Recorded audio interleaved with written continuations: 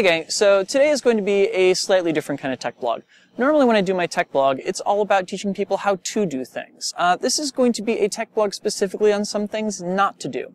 You see, I watch an awful lot of poi videos, and so I tend to come across a lot of mistakes that, tons of people tend to make over and over again, and some things that have just become pet peeves over the years. Stuff that is a really, really frequent mistake that people make that they don't necessarily have to. So, this video is all about my top 3 biggest pet peeves for poi and poi videos. So, let's get started.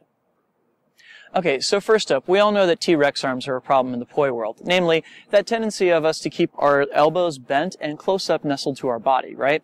There's no place where this looks worse than when we're playing around with stall chasers. Now, even people that I've known for years, or people that are like experienced dancers, will still do this thing where they keep their elbows tucked up against their body as they're performing stall chasers. The problem here is that it offers so little room to be able to do the move that, quite frankly, the really nice line that we expect to see at a stall chasers never really emerges. This is totally one of those cases where people are just kind of being lazy, and they're not really thinking about how the trick looks to the audience. Really, if you expand your arms out as far as you can to either side, it creates that nice, gorgeous, slow line as the stall chaser goes overhead, almost like the top of a rainbow, right?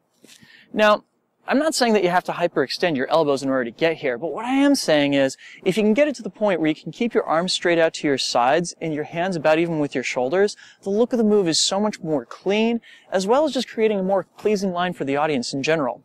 Plus which, it eats up more volume around the body, so that this move can be seen from farther away. Next, and bear in mind, I've been guilty of this too, is to do this thing where you're kind of standing ramrod straight in one place and performing any kind of split-time same-direction move, without moving your upper body or your feet. Now, I know that in poi we don't often move our feet anyway, but this is one of those moves where it just looks really, really awkward overall, plus which, it does things that are likely to hurt your shoulders.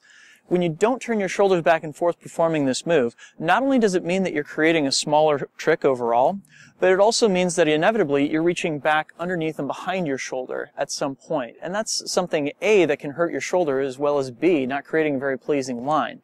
At least with the upper body, what you really want to be doing is you want to be turning your shoulders each time as you're reaching back and forwards with one hand. Really, you want to make sure that you're always in this position right here with your arms outstretched, and you can see the tips of your fingers out of the corner of your eye either way. You can either do this where you're turning your head with it, or you can do it with your head pointing the same direction the entire time and just know that your hands are going to the right place.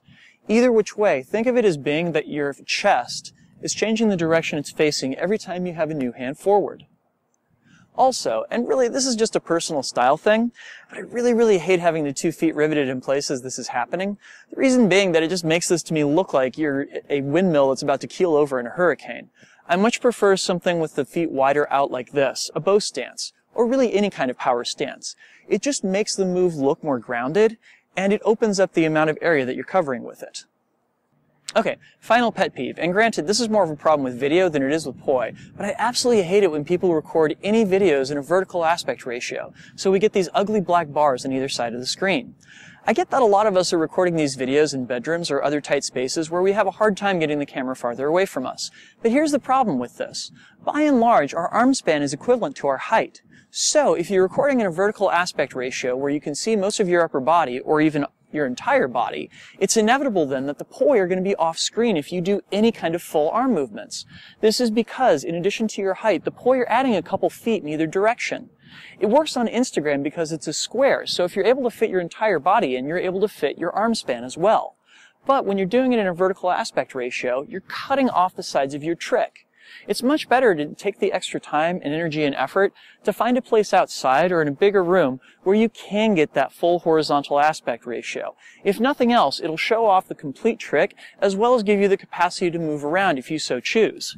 Now, granted, I know that that's sometimes a stretch for some folks, but it really is worth your time and energy and effort. I'll confess, and I am a bit of a snob on this, it's not unknown for me to completely skip watching videos because they're in a vertical aspect ratio. I just know I'm not going to be able to make out the tricks that people are trying to show me. So I hope I haven't ruffled too many feathers out there. If you guys out there happen to have your own personal poi pet peeves, try saying that 10 times fast, you can go ahead and leave them as comments on this video and let me know. Who knows, if there's enough of them, I may do a sequel to this video at some point in the future. Thank you guys so much for watching, and I will be back with more tech for you guys next week. Peace. This video right here exists thanks to the wonderful support of these folks right here. They found me at patreon.com/DrexFactorPoi and were kind enough to make a contribution to continue my efforts to create educational flow arts content for people all over the world. If you or someone that you know has learned something from one of the videos that I've put out there, please consider going to patreon.com/DrexFactorPoi or DrexFactor.com/support and making a small contribution to helping me continue this effort, putting out educational videos to people the world over and teaching them about the love of flow arts. Thank you in advance.